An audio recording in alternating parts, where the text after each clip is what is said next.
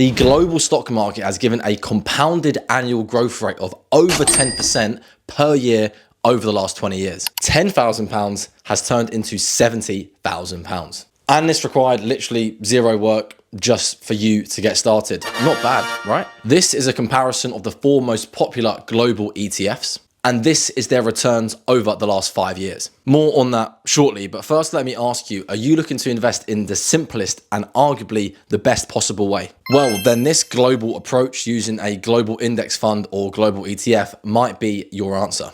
But to be honest with you, choosing the correct global fund is where many people go wrong. Why? Because there's a lot of different global funds out there. And let's be honest, a lot of them sound like a Harry Potter spell. I mean, say some of these names out loud and that chair in the corner of your room might just start floating. So how can you choose a global fund and which one is best? Well, in this video, we're going to cover the criteria you need to look for so you have the knowledge before moving on to the specific global index funds and ETFs that meet this criteria best. For some context, I built my own personal investment portfolio to over £150,000 over the last 8 years. Of this, £127,000 is invested in the stock market, and of that, £126,000 is in global index funds and ETFs. So I'm not just telling you some theory, this is actually what I do with my own money. Let's quickly go through why you would want to use a global fund before coming on to the key criteria to look for when picking which specific global fund to use. Investing into a global fund is the best and simplest way to invest, in my personal opinion. I'm not a financial advisor, of course, but it's the exact approach I follow with my own investments. Why do I say that? Because we can invest into one global fund and get instant global diversification, investing into thousands of companies in every corner of the world. One fund giving us access to thousands of companies all over the world. It's pretty decent, right? This takes all of the guesswork out of trying to pick the best stocks, which is pretty much impossible. It also means we don't need to invest into half a dozen different funds. We can just invest into one global fund and keep our approach as simple as possible. A global fund will auto rebalance or self-cleanse as the global stock market ebbs and flows over time. For example, the US now makes up a higher percentage of a global fund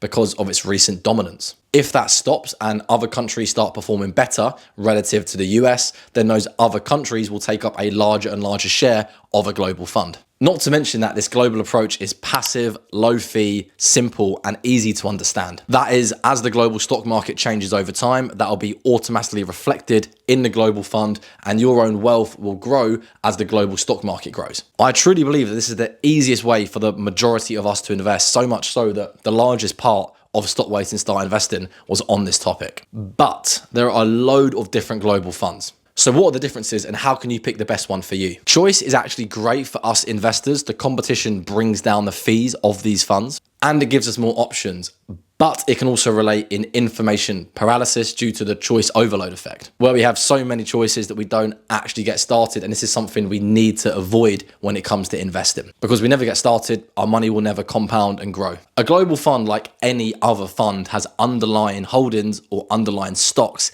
in the fund. The difference is that while some funds solely invest into one country, for example, the S&P 500 is the largest 500 US stocks, the FTSE 100 is the largest 100 UK stocks, a global fund, as the name suggests, invests globally all around the world. But different global funds can be different. Not all global funds are the same, and they're certainly not all created equal. Oh, and by the way, if you want to learn more about investing, I've linked my free investing guide down below. There are 2 key differences between global funds: location and company size. What do I mean by this? Well, firstly, location relates to whether a fund invests into developed markets, think the UK, US, Canada, France, or emerging markets, think Brazil, India, Taiwan. If we want the best reflection of a truly global fund, we want developed and emerging markets to be in the fund. As an example, the MSCI World is an index and it can be tracked by this ETF, SWDA. However, even though the name says world, it only invests into developed markets. So some fund names can be a little bit misleading, as this world fund is missing some of the global stock market, being emerging markets. Ideally, we want one fund that invests into developed and emerging markets. Secondly, company size relates to whether a fund invests into large, medium, or small size companies,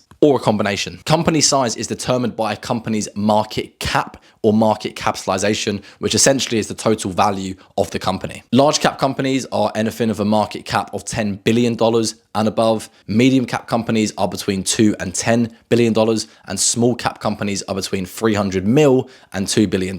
As an example, the FTSE All World is another global index, and this can be tracked using this fund VWRP. However, this fund only invests into large and medium sized companies. So whilst it does cover a lot of the global stock market, it does still omit small cap stocks. Hence, similar to before, ideally we want one fund that invests into all company sizes, large, medium, and small cap. And thus, the best global fund should invest into as many countries as possible and as many companies as possible across all locations and all sizes. That is the key criteria we are looking for as global fund investors and when analyzing different global funds. So looking at the available global index funds and ETFs available to us, which one should we use? As a quick point, it's important to remember that when it comes to investing into funds, there is an underlying index or benchmark, and then the fund will look to try and track that index/benchmark as closely as possible. So let's get into it. Firstly, two very popular indexes are the MSCI